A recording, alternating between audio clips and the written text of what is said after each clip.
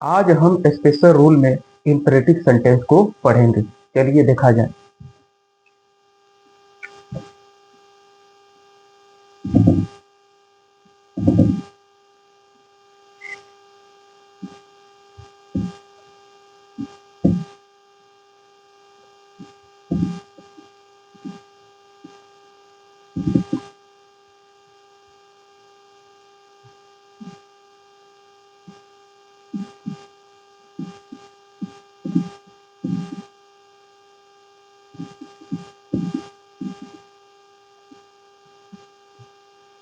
देखिए, imperative sentence का मतलब होता है आज्ञावाचक वाक्य। इसमें कुछ नियम होते हैं, जिस प्रकार हम लोग प्रीवियस क्लास में भी पढ़े हैं, चाहे इसके जस्ट स्पेशल रूल में इंट्रोगेटिव सेंटेंस पढ़े, उसमें कुछ रूल के माध्यम से आपको डायरेक्ट स्पीच को इनडायरेक्ट स्पीच में बदलने का आसान विधि बताया गया था। उसी प्रकार इसमें भी आप देखिएगा, कुछ ऐसे विशेष रूल हैं जिसके माध्यम से आप आसानी से डायरेक्ट स्पीच को इनडायरेक्ट स्पीच में बदल देंगे, किसी भी प्रकार की कोई कठिनाइयों के। जैसे देखिए, फर्स्ट जो हमारा रूल है,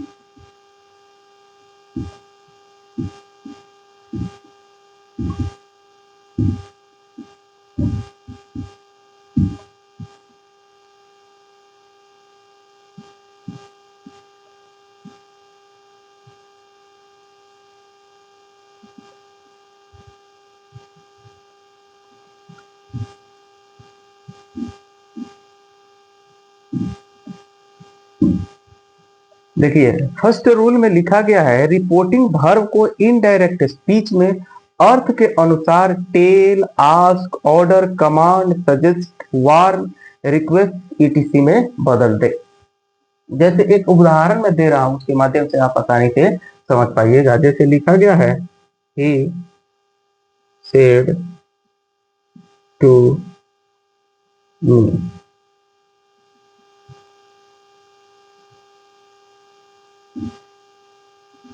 गो दे। लिखा गया, he said to me go there. इस वाक्य से देखिए, एक यहाँ पे लिखा गया है रिपोर्टिंग पर, अर्थों के अनुरूप आप इसको इन सभी वर्डों में बदल दीजिएगा। तो आप इस वाक्य को, जो वाक्य लिखा गया, सबसे पहले इसका हिंदी प्रोनाउंसिएशन कीजिएगा कि आखिर इसके भाव कैसे व्यक्त हो रहा है। तो लिखा गया, he said to me go there. उसने मुझसे कहा कि वहां जाओ। उसने मुझसे कहा कि वहां जाओ। ये इसे आपको किस प्रकार का भाव व्यक्त हो रहा है? तो ये ऐसे हो सकता है, ऑर्डर का भाव व्यक्त कर रहा है, या आपको रिक्वेस्ट भी कर रहा है। ये दोनों स्थिति में आपको बदल सकता है। यानी जब ये आपका वाक्य है डायरेक्ट स्पीच, इसको जब आप इनडायरेक्ट स्पीच में बदलिएगा, तो ये जो रिपोर्टिंग वर्ब है आपका सेड, ये आपका ऑर्डर या रिक्वेस्ट में बदल जाएगा। वहीं आपका जो रूल 1 है कहने की कोशिश कर रहा है। अब रूल 2 देखिए।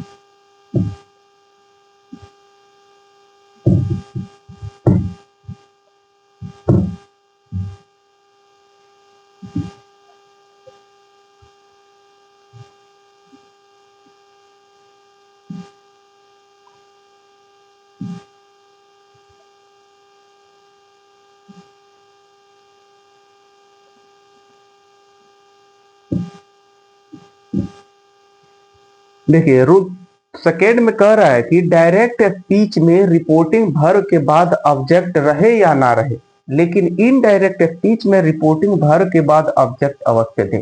इस वाक्य को थोड़ा आपको देखने में कठिन लग रहा होगा, लेकिन समझने की कोशिश कीजिएगा तो आसानी से समझ में आ जाएगा। जैसे लिखा जाएगा ही सेड,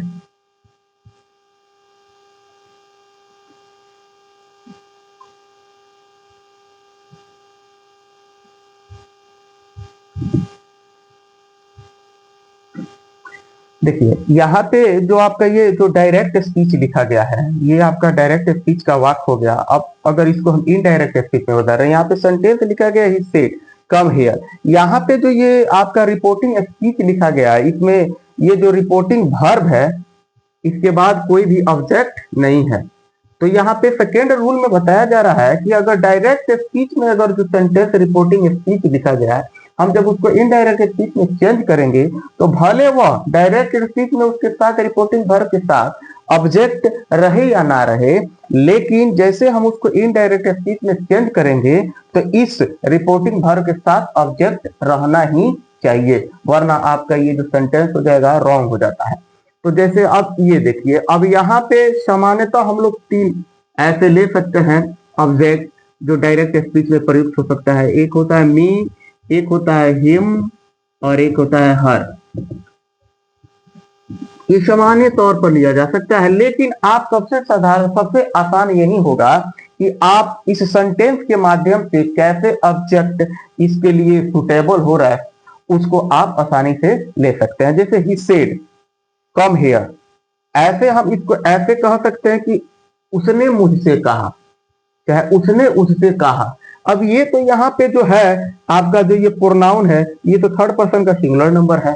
अगर इसके लिए हम ऑब्जेक्ट अस ले रहे हैं या देव ले रहे हैं, तो व्यक्ति एक बहुत सारे लोगों से कैसे कह सकता है। इसलिए इसके लिए जो उपयुक्त ऑब्जेक्ट होगा वो आपका मी हो सकता है या हर हो सकता है। ये दोनों में से कोई आप ऑब्जेक्ट लेकर इसको इनडायरेक्ट स्पीच में बदल सकते हैं। जैसे इस वाक्य को अगर आप इनडायरेक्ट स्पीच में बदलिएगा तो लिखा जाएगा ही ऑर्डर्ड हिम, या ही रिक्वेस्ट हिम, या ही रिक्वेस्ट हर, या ही order her to come there, ऐसे हो सकता है। देखिए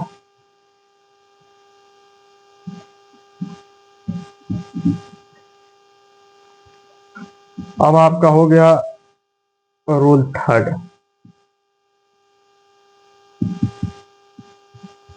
प्लीज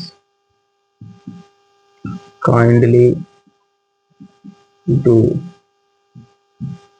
आदि को हटा। देखिए यहाँ रूल थर्ड में जो लिखा गया है प्लीज काइंडली डू आदि को हटा दे। इस इन जो शब्द लिखे गए हैं, इस ये शब्दों को देखकर आपको थोड़ा कष्ट होता होगा कि आखिर ये शब्द कह क्या रहा है। कोई भी चीज दिखाया गया हो, जब तक आपको उदाहरण नहीं दिया जाएगा तब तक आपको समझ में नहीं आ पाएगा। तो इसके लिए मैं एक उदाहरण दे रहा हूं जिसके माध्यम से आपको आसानी से समझ पाइएगा, आसानी से समझ पाने की कोशिश कीजिएगा। देखिए जैसे लिखा जाए,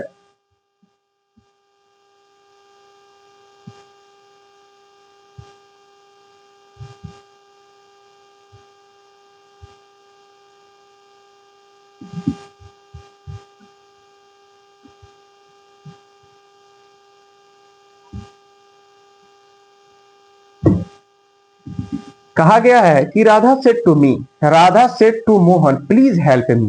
राधा ने मोहन से कहा कृपया मेरी मदद कीजिए। यहाँ पे जो ये आपका जो इनडायरेक्ट सॉरी डायरेक्ट स्पीच जो है, इसमें एक शब्द लिखा गया है प्लीज। यही जो प्लीज है, जब हम ये जो डायरेक्ट स्पीच है, जब हम इसका इनडायरेक्ट स्पीच बनाएंगे तो यही जो आपका प्लीज या आपका काइंडली या डू शब्द आएगा, जो वर्ड आएगा, जैसे हम इनडायरेक्ट स्पीच को में उसको कन्वर्ट करेंगे, बदलेंगे, तो ये प्लीज और काइंडली आपका क्या हो जाएगा, हट जाएगा। अगर इसका हम बना रहे डायरेक्ट स्पीच, इनडायरेक्ट स्पीच, तो ऐसे हो जाएगा राधा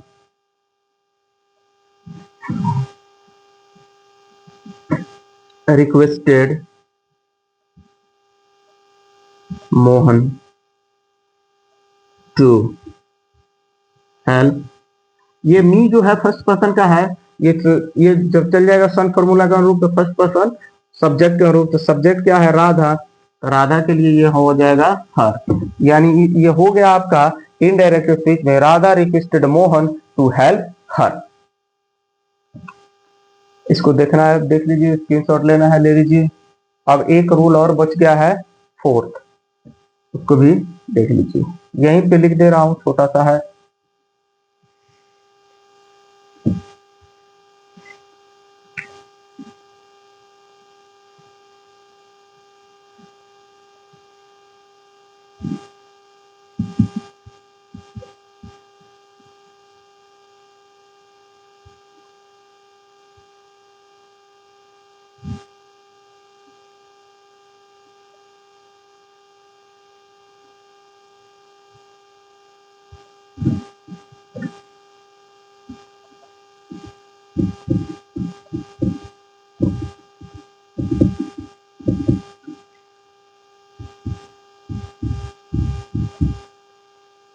देखिए रूल फोर्थ के यही जो लिखा गया है, रूल फोर्थ में इन्वर्टेड कॉमास को टू में बदलते हैं। इसका मतलब यह है, जो हम लोग डायरेक्ट स्पीच में पढ़ते हैं, जो सेंटेंस लिखा रहता है, दो प्रकार का सेंटेंस रहता है, एक रहता है इन्वर्टेड कोमा के बाहर और एक रहता है इन्वर्टेड कोमा के अंदर। जब वही हम डायरेक्ट स्पीच को जब इनडायरेक्ट स्पीच में बदलते हैं, तो जनरल रूल में दूसरा था, स्पेशल रूल में दूसरा था।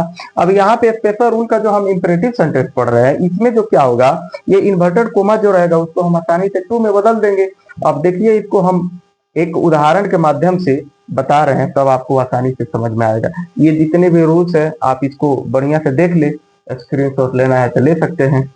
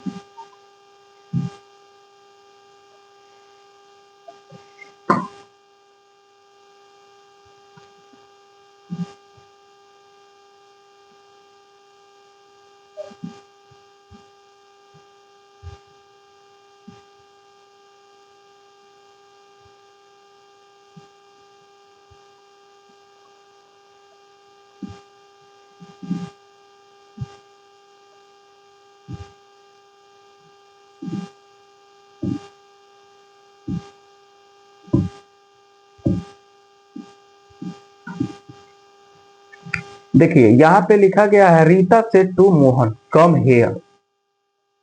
ये वाक्य देखिए, यहाँ पे रूल 1 में लिखा गया था कि जो आपका ये रिपोर्टिंग वर्ब होगा, यानी इसको अर्थ के अनुरूप इनडायरेक्ट स्पीच में, ये हो गया आपका डायरेक्ट स्पीच, ये इनडायरेक्ट स्पीच में, यानी फर्स्ट रूल में यही लिखा गया था कि जो रिपोर्टिंग वर्ब रहेगा उसको जब हम इनडायरेक्ट स्पीच में चेंज करेंगे तो उसके अर्थों के अनुरूप हम उसको बाकी वर्डों में बदल दिया जाएगा। जैसे टेल था, आस्क था, कमांड था, रिक्वेस्ट था, वार्न था, सजेशन था, एटीसी, इन शब्दों में हम उसके अर्थों के अनुरूप उसको हम आसानी से बदल देंगे। तो सबसे पहले हम इससे अर्थ क्या व्यक्त हो रहा है देखा जाए। तो रीता से टू मोहन, रीता ने मोहन से कहा कम हियर, यहाँ आओ, यानी वह क्या कह रही है, उससे रिक्वेस्ट कर रही है, कृपया करके यहाँ पे आओ। तो यहाँ पे जो आपका ये सेड जो हो रहा है, ये आपका रिक्वेस्ट में चेंज हो जाएगा। किस में चेंज हो जाएगा, रिक्वेस्ट में।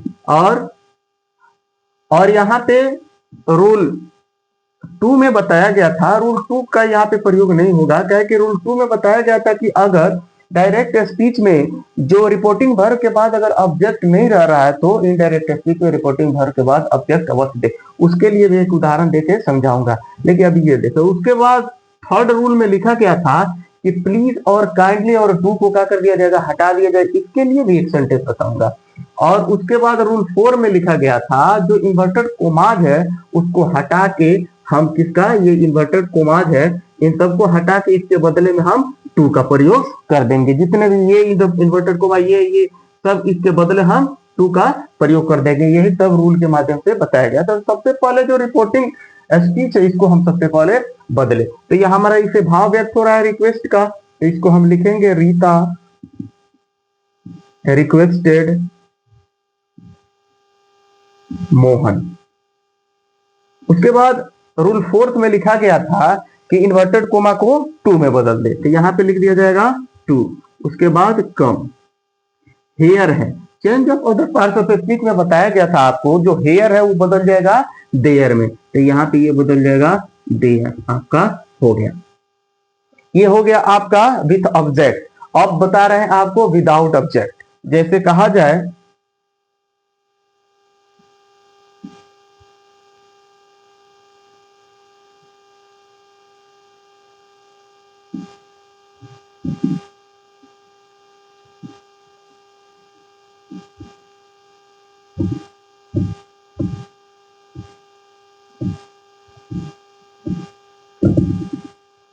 देखिए यहाँ पे लिखा गया ही सेड, और यहाँ पे सेड है, ये आपका रिपोर्टिंग वर्ब है, वाक्य आपका डायरेक्ट स्पीच का। रूल सेकेंड में बताया गया था कि अगर डायरेक्ट स्पीच में ऑब्जेक्ट सॉरी रिपोर्टिंग वर्ब के बाद अगर ऑब्जेक्ट नहीं रह रहा है तो इनडायरेक्ट स्पीच में रिपोर्टिंग वर्ब के बाद ऑब्जेक्ट देना नेसेसरी होता है। तो यहाँ पे सेड लिखा गया जो रिपोर्टिंग वर्ब है, और ये वाक्य आपका डायरेक्ट स्पीच का है, लेकिन इसमें ऑब्जेक्ट का प्रयोग नहीं किया गया है। तो वहीं जब हम इसका इनडायरेक्ट स्पीच बनाएंगे तो इसके लिए हम ऑब्जेक्ट मी प्रयुक्त कर सकते हैं, चाहे हर, आपको पहले बताया जा चुका है कि मी, हिम और हर। सबसे आसान होगा कि आपको सेंटेंस के अनुरूप आपको कैसा भाव व्यक्त हो रहा है उसके माध्यम से आप आसानी से ऑब्जेक्ट दे सकते हैं। यहाँ पे इसको देखिए, सबसे पहले क्या कह रहा है इस सेंटेंस, कह रहा है कि सेड, उसने कहा bring a glass of water, उसने कहा कि एक गिलास पानी लाओ, यानी किसी से क्या कर रहा है, आग्रह कर रहा है कि मुझे क्या करो, पानी लाओ। तो ये हो जाएगा आपका ही रिक्वेस्ट, और यहाँ पे ऑब्जेक्ट के रूप में मी लिख दीजिए या हर लिख दिए। उसके बाद ये इन्वर्टेड कोमा को हटा के इसके बदले में टू लिख दीजिए। उसके बाद bring a glass of water, ये आपका हो गया विदाउट ऑब्जेक्ट, ये था आपका विथ ऑब्जेक्ट। और एक आपको प्लीज और काइंडली के माध्यम से समझा दे रहा हूं।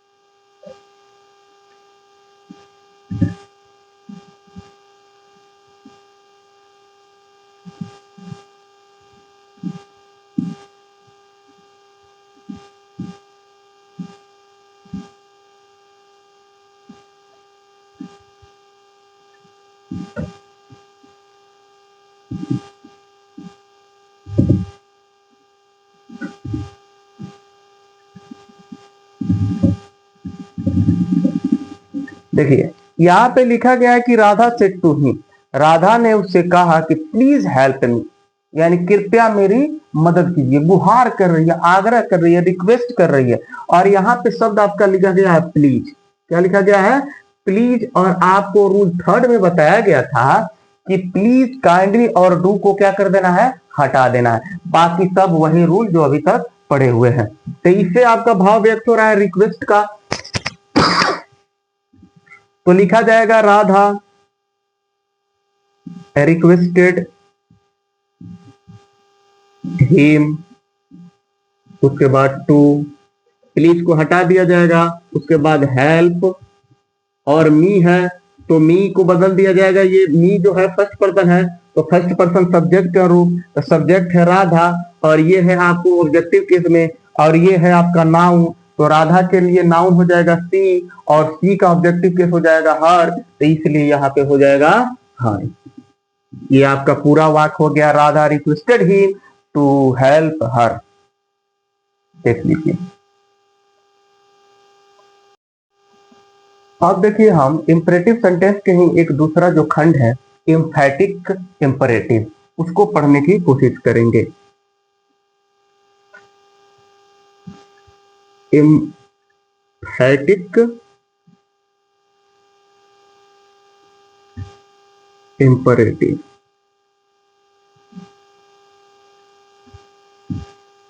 ये इम्फैटिक इम्परेटिव होता क्या है उसको जानने की कोशिश करेंगे। इम्फैटिक का मतलब होता है जोरदार, यानी कहने का मतलब है वैसा इम्परेटिव सेंटेंस जो डू से शुरू हो, और डू से शुरू हो और इसका मतलब क्या होता है इम्परेटिव सेंटेंस पर जोर देना। जैसे बाकी सब तो उसी तरह चलेगा, लेकिन इसका शुरुआत डू से किया जाएगा। इसके जो इम्परेटिव सेंटेंस रहेंगे उसका शुरुआत हम डू से करेंगे, इसीलिए इसको हम इम्फैटिक इम्परेटिव कहते हैं। जैसे वाक्यों को देखने की कोशिश कीजिएगा। He said to me,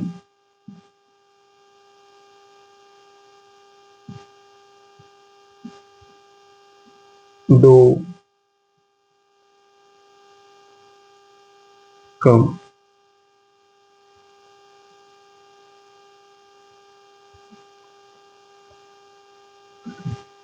यहाँ पे लिखा गया है he said to me do come tomorrow। यहाँ पे ये अगर ये डू नहीं लगा रहता तो ये आपका हो जाता कम टुमारो, जो आपका हो जाता सिंपल इंपरेटिव सेंटेंस हो जाता, सिंपल इंपरेटिव सेंटेंस हो जाता। लेकिन यही आपको इंपरेटिव सेंटेंस से पहले डू लगा दिया गया है, जिससे क्या हो रहा है कि इंपरेटिव सेंटेंस पे जोर दिया जा रहा है। इस प्रकार के वाक्यों को बनाने के लिए क्या हो जाता है, जो ये आपका डू रहता है इसका हम क्या करते हैं लोप कर देते हैं, यानी इसको हटा देते हैं, बाकी सब उसी तरह बनता है। अब यहाँ पे देखिए इसका भाव व्यक्त हो रहा है कि उसने मुझसे कहा कि कल आओ, कल आओ। ये ऐसे इसको आस्क से बनाया जा सकता है, या रिक्वेस्ट रिक्वेस्ट आग्रह किया जा रहा है कि आज नहीं कल आओ। तो ऐसे इसको ऐसे बनाया जा सकता है कि ही रिक्वेस्टेड मी, उसके बाद टू डू को हटा दिया जाएगा, उसके बाद कम, और टुमारो का हो जाएगा द नेक्स्ट डे। ये हो गया आपका इम्फैटिक इंपरेटिव।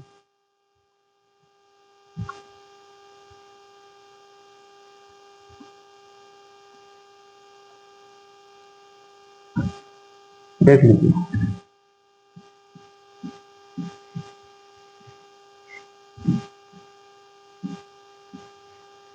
इसी तरह इंपरेटिव सेंटेंस का एक और खंड होता है जो होता है निगेटिव इंपरेटिव।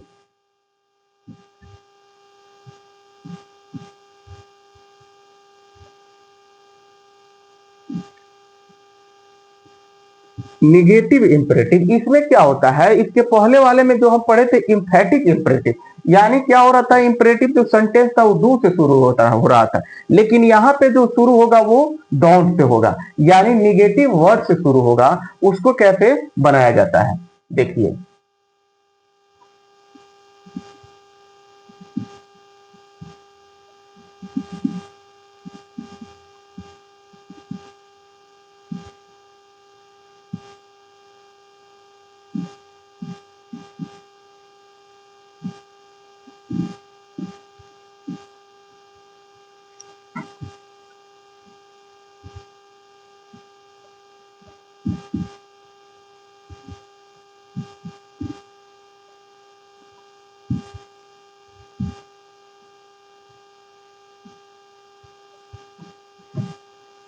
देखिए यहाँ पे लिखा गया है the teacher said to the student don't walk in the sun, यानी शिक्षक ने विद्यार्थियों से कहा कि धूप में मत घूमो। यहाँ पे जो आपका ये walk in the imperative sentence ये सिंपल इंपरेटिव सेंटेंस हो जाता है, लेकिन यहाँ पे आपका लगा दिया गया डोंट, जो आपका निगेटिव इंपरेटिव सेंटेंस को दिखाया जा रहा है। अगर इसको अगर हम बना रहे हैं, ये आपका हो गया डायरेक्ट स्पीच में, तो होगा क्या पहले ही बताया गया था, जो डू होता है वो हट जाता है, और ये यहाँ पे डोंट है। इसको हम दो तरह से बनाया जा सकता है। यहाँ पे हम इसके पहले वाले में जो इंपरेटिव सेंटेंस सिंपल में था वहां पे इन्वर्टेड कोमास के बदले हम टू का प्रयोग करते थे, और इंफैटिक इंपरेटिव में भी टू का प्रयोग करते थे। यहाँ पे हम नॉट टू के रूप से प्रयोग कर सकते हैं, नॉट टू, यानी किसके रूप में, तो इन्वर्टेड कोमा के बदले में। या एक होता है फॉरबिड, फॉरबिड, फॉरबिड्स या फॉरबिड, ये तीनों आपको वाक्य के अनुरूप आप इसका प्रयोग कर सकते हैं। ठीक, अगर आपको नोट टू नहीं लगाना हो तो दोनों तरह से आपको बना के मैं दिखा दे रहा हूं, जिससे आपको आसानी से समझ में आए, कभी गड़बड़ी ना हो पाए। जैसे लिखा जाए the teacher said to the student, यानी ये क्या हो रहा है, ऑर्डर कर रहे हैं, आदेश दे रहे हैं कि तुम धूप में मत घूमो। तो लिखा जाएगा the teacher ordered the students. और उसके बाद ये जो डोंट है, ये ऐसे भी बन सकता है, not to walk in the sun, या इसको ऐसे भी बनाया जा सकता है। अगर आपको नोट टू का प्रयोग नहीं करना है तो अब आप देखिए कैसे बनाइएगा, the teacher ordered the teacher, उसके लिए आप लगा दीजिएगा forbid, forbid the teacher forbid the student to walk in the sun. अब देखिए यहां पे आपको बताया गया था, ये जो आपका निगेटिव इंपरेटिव सेंटेंस है, बताया गया था जो निगेटिव इंपरेटिव सेंटेंस होता है वो डोंट से शुरू होगा। और इसका जब हम इनडायरेक्ट स्पीच बनाएंगे तो दो तरीकों से बना सकते हैं। एक बना सकते हैं, आपको इन्वर्टेड कोमा के बदले में नोट टू का प्रयोग कर सकते हैं, और दूसरी स्थिति में आप फॉरबिड, फॉरबिड या फॉरबिड का प्रयोग कर सकते हैं। जब फॉरबिड का प्रयोग करेंगे तो यहाँ पे जो ऑब्जेक्ट रहेगा, ये वर्ब के बदले, रिपोर्टिंग वर्ब के बदले जो शब्द प्रयुक्त होगा वो फॉरबिड, फॉरबिड और फॉरबिड में ही से कोई प्रयुक्त किया जाएगा। तो यहाँ पे जब लिख दिया गया the teacher forbid the student, तो यहाँ पे केवल आपका टू ही इन्वर्टेड कोमा के बदले यहाँ पे प्रयुक्त होगा। तो इसका हो जाएगा the teacher forbid the student to walk in the sun.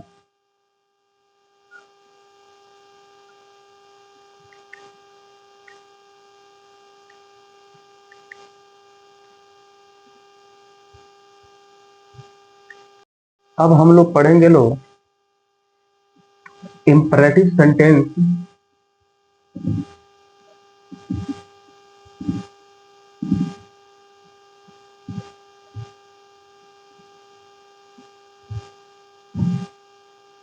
Beginning with late.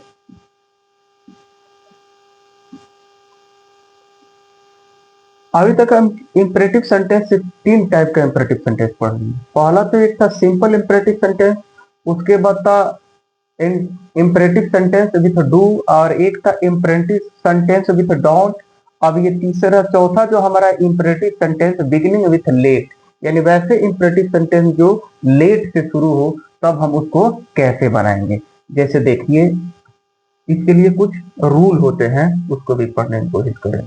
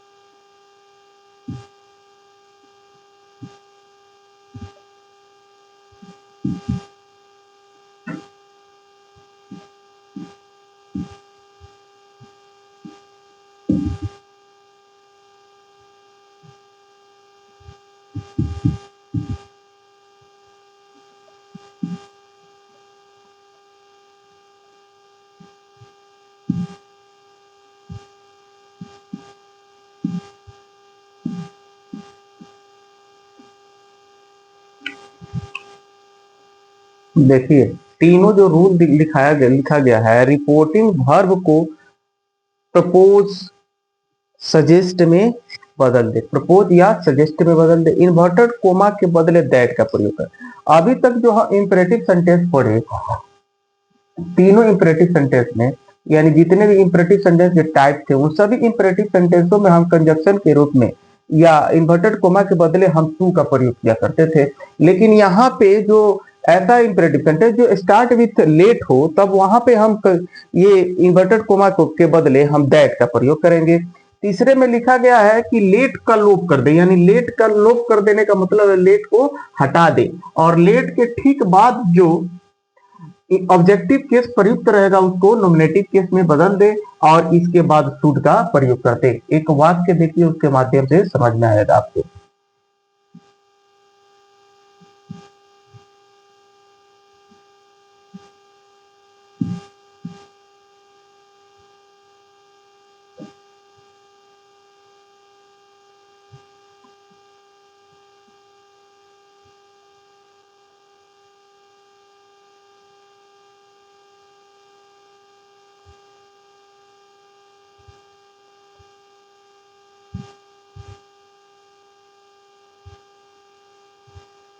देखिए, यहाँ पे लिखा गया है कि Radha said to him let us dance, यानी इस वाक्य को, ये वाक्य आपका लिखा गया है डायरेक्ट स्पीच में, इसको जब हम इनडायरेक्ट स्पीच में चेंज करेंगे तो कुछ इस प्रकार होगा। यहाँ पे जो लिखा गया है ये सेड, यही आपका रिपोर्टिंग वर्ब है।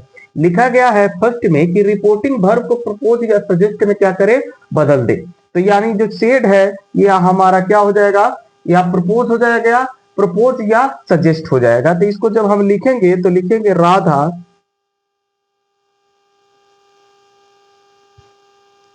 सजेस्टेड या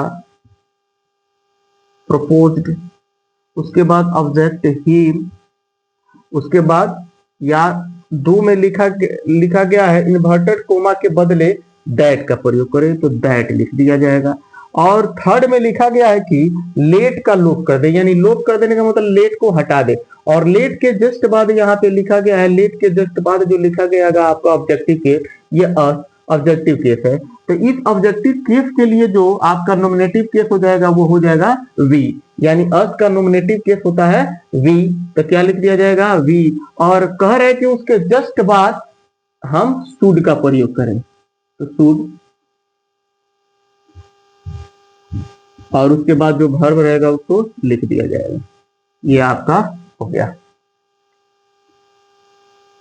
देख लीजिए। थैंक्स।